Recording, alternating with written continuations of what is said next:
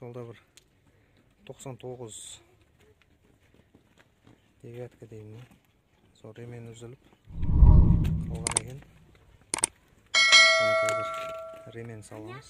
Ремен салу основной мына астындағы шкифті шешсеңіздер. Мына жерде шкифте метка бар, анау тұрған метканы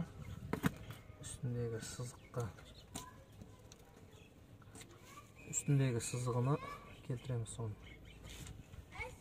Жәндегі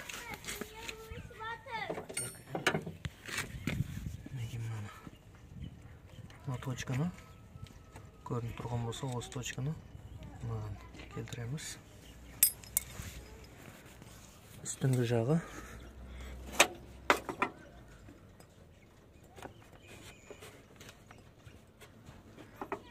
жағын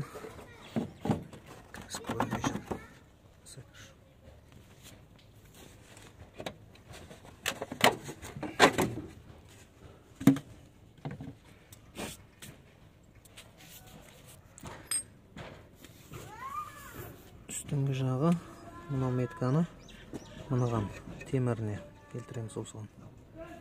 Осыған қойсақ зажигание осы дұрыс болады. Енді бұған ремен саламыз осылай. Бұның мына жағында да меткасы бар негізі. Маховик жақта мына тесіктен қараса бір сызық көрініп тұр. Сол руына шығады. Үстіндегі метка осы, астындағысы жәндегі көрсеткендей мынау метка. Қазір ремен салып олайық. Ременді іліп алдық. Енді нәтижелі тартып қойғысақ болады. Мына жағы ремен тартылып тұру керек. Осылса шкифті айналдырып жіберсек түседі. Екі тұста.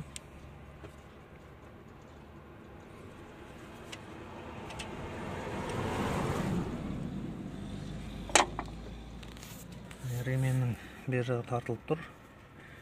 Енді меткасын тексеріп аламыз дағы. Метка ровно тұр. Дәл осылай мына нәтижелі тартып қатырамыз. Нәтижелі тартатын күлішіміз жоқ бізде қазір. Сол үшін біз мынандай сымды қойып мына жерге. Сол сыммен бірге мынаны тартамыз.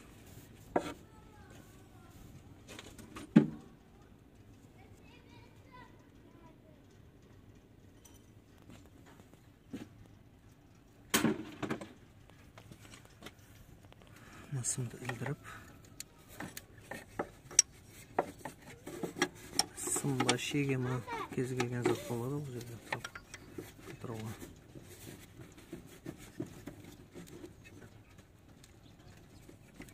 Күлішті бұраған кезде соны сымды итереді, әрі өзі тартылады.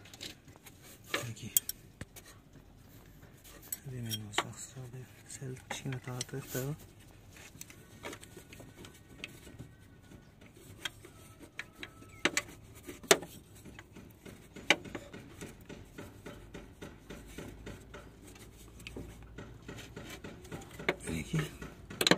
Тартылды ремен. Енді бұны қаттырып қыстырамыз.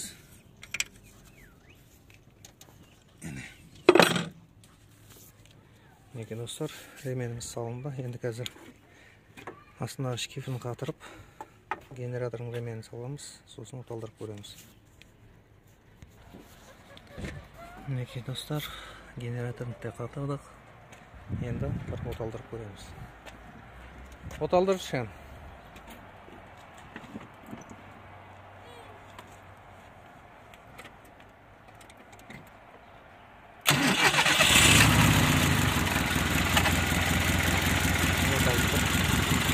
Oldu өшіп. Осылай ремен салынады. Енді бұның основной ремен үзілудің себебі жәндегі астындағы шкиф, кішкентай шкиф. Содан мынадан болады. Үстіндегі шкифтен. Осы екеуі жәндегіде жиіліп, пышақ жағдайына кеп, ремен үзетін болып қалады. осыларды да қосып ауыстырып жіберсеңіздер, ремень біраз уақытқа шыдайды. Мінекей осылай ауыстырылады. 99, 09, 14, 15 барлығының ремені осылай салынады.